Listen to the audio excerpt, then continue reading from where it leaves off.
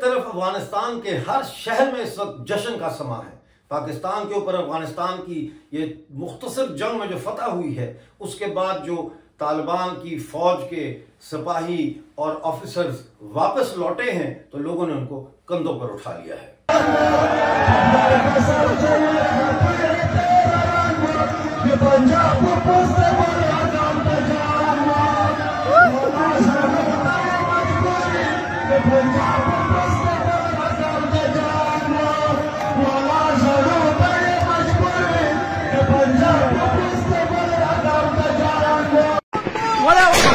ولا مودي سبب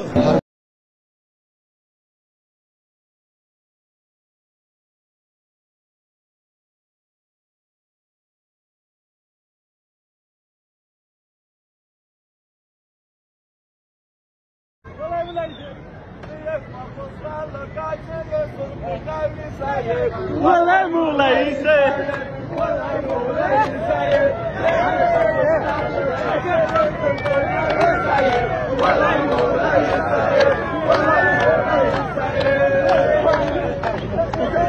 दूसरी तरफ नाजरीन, अफगानिस्तान ने पाकिस्तान के वजीर दिफा जनाब आसिफ ख्वाजा साहब को और ISI के DG lieutenant general Asim Malik को वीजा देने से इनकार कर दिया है।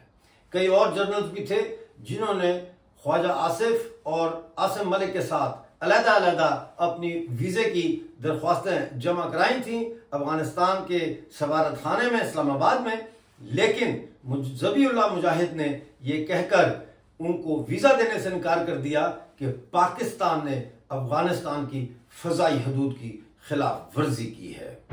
बलोचिस्तान के हालात से हर वक्त बाखबर रहने के लिए खबरें और तज्जिया डॉक्टर अमजद अयूब मिर्जा पेश करते हैं। प्लीज चैनल को ज्वाइन कीजिए। अफगानिस्तान और पाकिस्तान कहने को तो दो बरादर मुस्लिम ममालिक हैं, लेकिन आज ये एक दूसरे के दस्तों गिरेबान हो चुके हैं। इसका माजी क्या है? क्यों आज अफगानिस्तान के लोग पाकिस्तान को पिटाई करने पर तालिबान को कंधों पर उठा रहे हैं? क्यों आज अफगानिस्तान के लोग जश्न मना रहे हैं? इतनी पाकिस्तान से नफरत आखिर क्यों? इस मौजू पर आज हम बात करेंगे। बलोचिस्तान के हालात से हर वक्त बाखबर रहने के लिए खबरें और तज्जिया डॉक्टर अमजद अयूब मिर्जा पेश करते हैं। प्लीज चैनल को ज्वाइन कीजिए। उस अफगानिस्तान में जहां कभी पाकिस्तान जिंदाबाद के नारे लगते थे, आज वहां मर्ग ब पाकिस्तान के नारे लग रहे हैं। ये तब्दीली क्यों आई? नाज़रीन, इसको जानने से पहले हमें थोड़ा सा ये समझना पड़ेगा कि पाकिस्तान क्यों कायम किया गया। अंग्रेजों ने जब देखा कि अफगानिस्तान के ऊपर उनका कब्जा मुमकिन नहीं है, तो फिर शुमाली यानी नॉर्थ इंडिया के अंदर एक मसनूई रियासत बनाने का फैसला किया गया और इसी फैसले के तहत कई सियासतदानों को इस्तेमाल किया गया और हिंदुस्तान के अंदर चलने वाली जंग आज़ादी को भी कम्युनल बेसिस पे तकसीम करने के लिए मुसलमानों और हिंदुओं को आपस में अलहदा रखने के लिए लेजिस्लेटिव कवानीन बनाए गए, जिनमें जुदागाना इंतखाबात एक बहुत बड़ा हिस्सा है उसका। इस हवाले से जब पाकिस्तान का क़याम होता है तो पाकिस्तान अंग्रेज़ों और फिर सेकेंड वर्ल्ड वॉर के बाद जो है वो अमेरिकन का एक एलाई स्टेट बन जाता है, एक सेटेलाइट स्टेट बन जाता है, जिसका सिर्फ ये मकसद है कि अमेरिकन के मफादात को इस खित्ते में तहफ़्फ़ुज़ देने के लिए और बढ़ावा देने के लिए इस रियासत को इस्तेमाल किया जाए। यही वजह है कि पहले दिन से ही पाकिस्तान को पाकिस्तान के जर्नलों के हवाले किया गया और आप देखते हैं कि मुसलसल पाकिस्तान में जितने भी मार्शल लॉ लगे उन सबको अमेरिका की हमायत हासिल थी। जनरल मोहम्मद ज़ियाउल हक के मार्शल लॉ को भी ना सिर्फ अमेरिका की हमायत हासिल थी बल्कि पूरी नेटो की हमायत हासिल थी और पूरी नेटो ने अफगानिस्तान के ऊपर जो बमबारी की, जो वहाँ मार धाड़ की और जो कत्लेआम किया वहाँ पे और सोसाइटी को जिस तरह से वहाँ बर्बाद किया, वो सब तारीख का हिस्सा है और आप उसको देख सकते हैं और सब जानते भी हैं। सिर्फ ये है कि नई नस्ल जो है, नौजवान नस्ल, जिसने वो अफगानिस्तान नहीं देखा जो अफगानिस्तान 1980 1949 से पहले का अफगानिस्तान था वो शायद थोड़े से कंफ्यूज होंगे, लेकिन हकीकत यह है कि अफगान आज तक पाकिस्तान की जो साजिशें होती रही हैं, जो अमेरिका इस्तेमाल करता रहा है पाकिस्तान को अफगानिस्तान के अंदर अपनी साजिशों के लिए, उसको नहीं भूले। नाजरीन, 1978 में अफगानिस्तान में एक इनकलाब आया था जिसका नाम है इनकलाब सौर या सौर रेवोल्यूशन। इस इनकलाब के बाद अफगानिस्तान में एक ऐसी हुकूमत कायम की गई जिसका मकसद ये था कि वो नेशनलाइज्ड इकॉनमी जो होती है, कौमी मलकियत में चलने वाली मईशत के जो तरीक़ाकार है उसके तहत अफगानिस्तान में हर चीज़ को नेशनलाइज करें। लैंड रिफॉर्म्स हो गई। लैंड रिफॉर्म्स में बहुत सारे किसानों को हज़ारों लाखों हेक्टर ज़मीन जो है वो तकसीम की गई। ख़वातीन की जो राइट्स हैं उनका दिफा करने के लिए बहुत से ऐसे पुराने कवानीन को ख़त्म किया गया जिनके तहत ख़वातीन जो है वो एक कमोडिटी की शक्ल रखती थी। इसके साथ साथ और बहुत सी इस्लाहात हुई। पाकिस्तान के लिए अफगानिस्तान की हुकूमत इसलिए बहुत ज़्यादा ख़तरनाक हो गई क्योंकि अफगानिस्तान ने कभी भी ड्यूरल लाइन को तस्लीम नहीं किया। और जब अफगानिस्तान में ये हुकूमत आई, नूर मोहम्मद तरकी की क़यादत में PDPA की सरकार बनी, तो उस वक्त जनरल ज़ियाउल हक के माशाअल्लाह को एक नई जिंदगी अता हुई, क्योंकि जनरल मोहम्मद ज़ियाउल हक ने अफगानिस्तान की नूर मोहम्मद तरकी की PDPA की सरकार के खिलाफ पाकिस्तान को अमेरिका की फ्रंट लाइन स्टेट में तब्दील कर दिया। इस दौरान बेगुनाहों का कत्लेआम हुआ।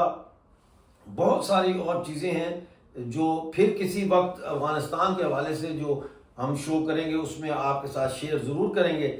लेकिन अफगानिस्तान की तबाही और बर्बादी जो है उसमें पाकिस्तान ने कलीदी किरदार अदा किया। फिर तालिबान के साथ भी उन्होंने जो सलूक किया वो आपके सामने है। एक तरफ कोटा शुरा बनाई, एक तरफ तालिबान को बना दी, लेकिन फिर मुशर्रफ के दौर में उन्हीं तालिबान को, जिनको ये अपना एसेट कहते थे, एक एक करके उनके लीडर्स को अमेरिका के आगे डॉलरों के एवज बेचा और एक दफा फिर उन्होंने इस जंग में अमेरिका का साथ दिया। ये सारी चीजें जो है तालिबान समझते थे। लिहाजा जब तालिबान 2021 15 अगस्त को इक़्तिदार में आए तो उस वक्त उन्होंने ये फैसला किया कि पाकिस्तान के ऊपर एतमाद नहीं किया जा सकता।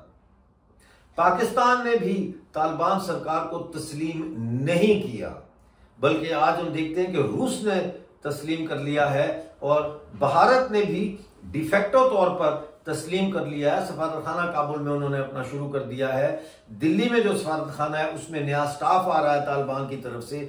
और ये जो दौरा हुआ है अफगान फॉरेन मिनिस्टर अमीर खान मुत्तकी साहब का, दिल्ली का दौरा, इसमें उन्होंने बहुत सारी बातें जो है मौजूदा अफगान सरकार के हवाले से क्लियर की है। मिसाल के तौर पर यह इल्ज़ाम लगाया जाता है, बल्कि ये किसी हद तक फैक्ट भी है, कि अफगानिस्तान में ख़वातीन के ऊपर जो है वो पाबंदियां हैं। उन्होंने बताया कि इस वक्त अफगानिस्तान में 1 करोड़ तालिब इल्म हैं, जिनमें से तकरीबन 28 लाख सिर्फ लड़कियां हैं, बच्चियां हैं जो तालीम हासिल कर रही हैं। उन्होंने कहा हमारे मदरसा सिस्टम के अंदर सारे इल्म पढ़ाए जा रहे हैं और ख़वातीन जो है वो ग्रेजुएशन और पोस्ट ग्रेजुएशन तक कर सकती हैं। लेकिन हाँ, उस तरह की वेस्टर्नाइज्ड एजुकेशन सिस्टम के ऊपर अफगानिस्तान में पाबंदी है। लड़कियों के जो है तालीम, उसके ऊपर भी किसी हद तक पाबंदी है। लेकिन ये अफगानिस्तान का अंदरूनी मामला है या ये दुनिया का एक आलमी मामला है, इस पर बहस जारी है। इस सारी सूरत हाल में नाजरीन, अफगानिस्तान ने डेवलपमेंट के लिए जो है वो हिंदुस्तान का रुख किया है और हिंदुस्तान के साथ जो ये 6 से 8 दिन का अमीर खान मुत्तकी साहब का दौरा था, कामयाब तस्वर किया जा रहा है।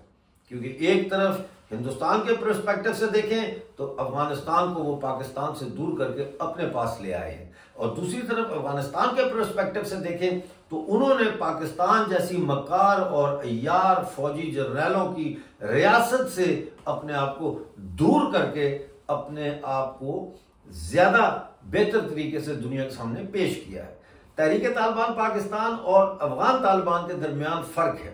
तहरीक तालिबान पाकिस्तान के अंदर शरिया निज़ाम के लिए पाकिस्तानी रियासत के ऊपर काबिज फौजी जर्नैलों के खिलाफ जंग लड़ रही है, जबकि अफगान तालिबान किसी भी दूसरे मुल्क के अंदर किसी किस्म की भी कोई मुदाखलत नहीं कर रहे और उन्होंने ये वाज़ेह पैगाम दिया है कि हम अपने हमसाया ममालिक के साथ दोस्ताना ताल्लुकात चाहते हैं। पाकिस्तान को यह बात पच नहीं रही, लिहाजा पाकिस्तान ने काबुल के ऊपर हमला किया।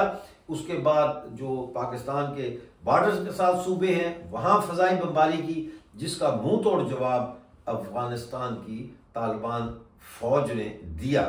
अब यह सूरत हाल है कि वो पाकिस्तानी जर्नैल और मिनिस्टर्स जो जब चाहे अफगानिस्तान उतर जाते थे, काबुल पहुंच जाते थे, मशावरत करते थे, मशावरत देते थे, आज अफगानिस्तान ने उन्हीं को वीज़ा देने से इनकार कर दिया है। ये कोई मामूली बात नहीं है कि पाकिस्तान के वजीर दिफा और DGISI दोनों के जो वीज़े हैं वो ज़बीउल्लाह मुजाहिद ने यह कहकर मुस्तरद कर दिए हैं कि पाकिस्तान ने अफगानिस्तान की फ़ज़ाई हदूद की खिलाफ वर्जी की है। इस वक्त अफगानिस्तान में जश्न का समा है। इस वक्त अफगानिस्तान के हर घर में शीरीनी तैयार हो रही है, यानी मीठा खाना जो होता है वो बन रहा है, जैसे जर्दा हो गया, खीर होगी, इस किस्म की जो चीज़ें हैं लोग पका रहे हैं, जश्न मना रहे हैं, खुश हो रहे हैं, क्योंकि उन्होंने एक ऐसे दुश्मन को वो कहते हैं कि ज़र्ब लगाई है जिसने उस खूबसूरत देश को बर्बाद कर दिया है। पाकिस्तान को सोचना पड़ेगा कि पाकिस्तान अगर अफगानिस्तान के साथ दुश्मनी का रवैया अख्तियार करेगा तो याद रखिए कि पाकिस्तान के हर शहर में इस वक्त अफगान भी मौजूद हैं और तालिबान भी मौजूद हैं।